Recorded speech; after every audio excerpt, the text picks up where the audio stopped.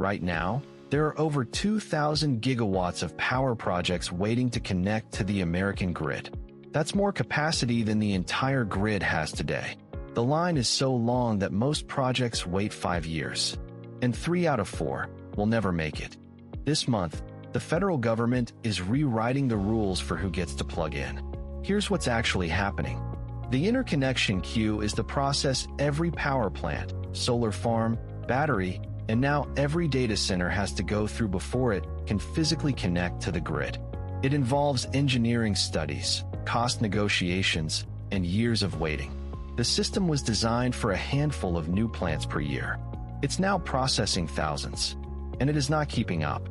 FERC, the Federal Energy Regulatory Commission, has been given a deadline.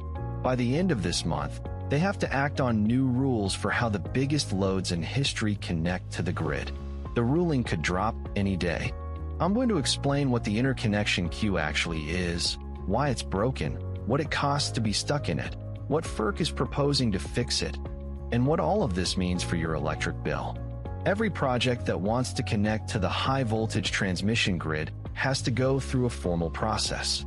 A gas plant, a wind farm, a solar array, a battery, or now, a data center. You cannot just show up with a 500 megawatt load and plug in. Here's the process. Step 1. You submit an interconnection request to your regional grid operator. PJM, MISO, ERCOT, CAISO, whichever one covers your territory. Step 2. Engineering studies. The grid operator runs simulations to answer one question. Can the grid physically handle this new project? They model the power flows. They check whether any lines get overloaded. They identify what equipment needs to be upgraded. Step 3. Cost allocation. Someone has to pay for those upgrades. New transformers, reconductored lines, upgraded breakers. The studies determine the cost, and the developer and grid operator negotiate who pays what. Step 4. The interconnection agreement. A legal contract specifying every term, capacity rights, cost responsibility, construction timeline. Step 5. Construction. The developer builds the project.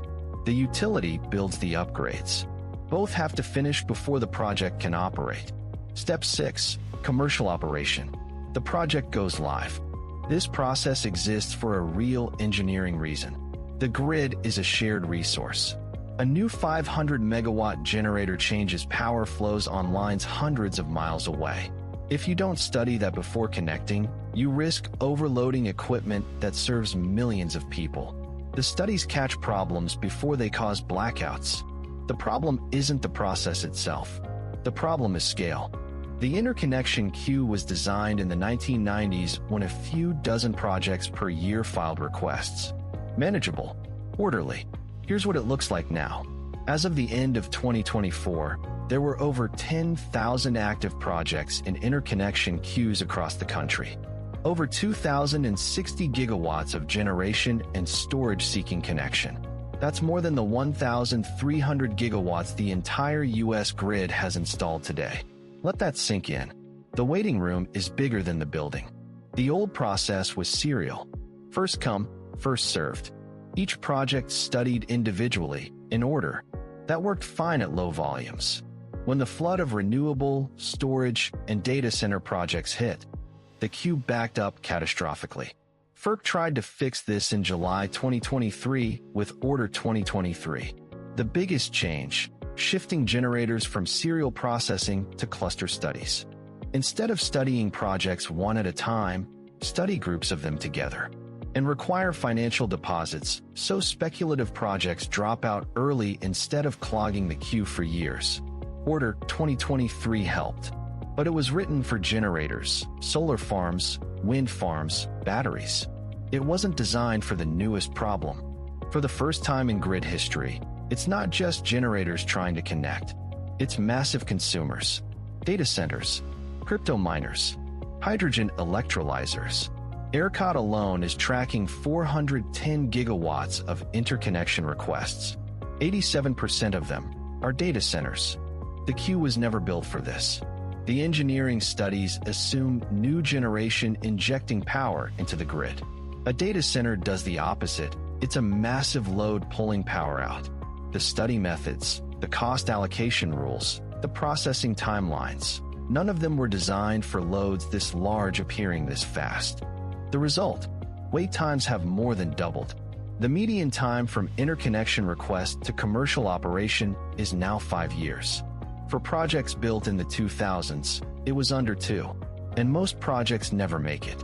Of the capacity that entered the queue between 2000 and 2019, 77% withdrew.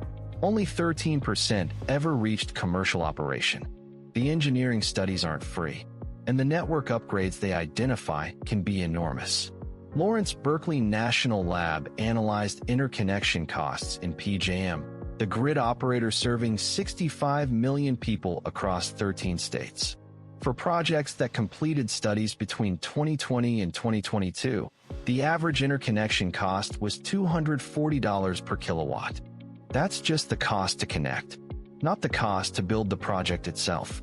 For a 200-megawatt solar farm, that's $48 million, just for the right to plug in. Projects that withdrew from the queue had it worse. Their average interconnection cost was $599 per kilowatt. Many quit because the network upgrade bill was so high the project economics no longer worked. You can't build a profitable solar farm if the grid upgrades cost more than the panels. These costs aren't random. They're driven by the physics of the grid. Every new connection changes power flows on the network. Lines that were fine before get overloaded. Transformers need upgrading. Breakers need replacing. And here's where it connects to your bill. Those network upgrade costs don't disappear. The developer pays up front, but the upgrades become part of the transmission system. Over time, the cost gets baked into transmission rates. In October 2025, the U.S. Secretary of Energy directed FERC to launch an advance notice of proposed rulemaking. Docket RM 26-4-000.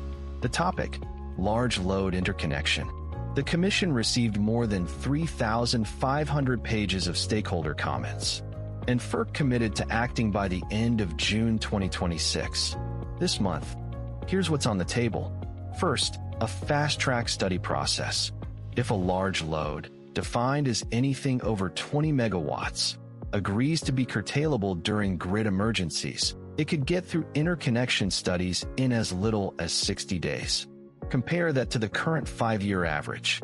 If this works, it would fundamentally change how fast new demand gets connected. Second, cost allocation. Should large loads pay the full cost of whatever grid upgrades their connection triggers? And if they pay, should those costs be credited back over time? This is the fight that matters most to ratepayers. If data centers don't pay their full share, the costs shift to everyone else on the grid. Third, co-location. Can a data center bypass the queue entirely by plugging directly into a power plant behind the meter? FERC already ordered PJM to write rules for this in December 2025. Constellation just got a waiver on June 1st to transfer 760 megawatts of grid rights to the 3 Mile Island nuclear restart, specifically to serve Microsoft data centers. The interconnection queue isn't an industry problem. It's the single biggest bottleneck between the energy system we have and the one we need. Every solar farm stuck in a 5-year queue is 5 years of clean energy not being delivered. Every data center that can't connect is pressured to keep old, expensive plants running longer, and that shows up on your bill. The FERC ruling this month will set the template.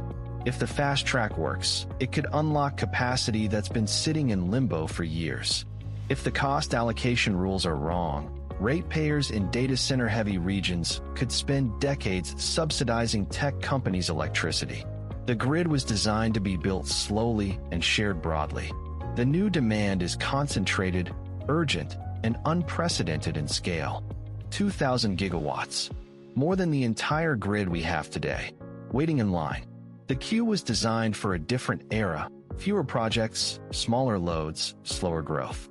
It's now the single biggest bottleneck in the American energy system. FERC has until the end of this month to decide what comes next. Whether data centers get a fast pass, whether they pay their own way, whether you do, whatever they choose, it'll show up on your bill. If you watched the last video, you know what capacity markets are and why they're hitting the price ceiling. This one showed you the physical bottleneck underneath. If you're following along, subscribe. This is the clearest picture of how the grid actually works that you'll find on YouTube.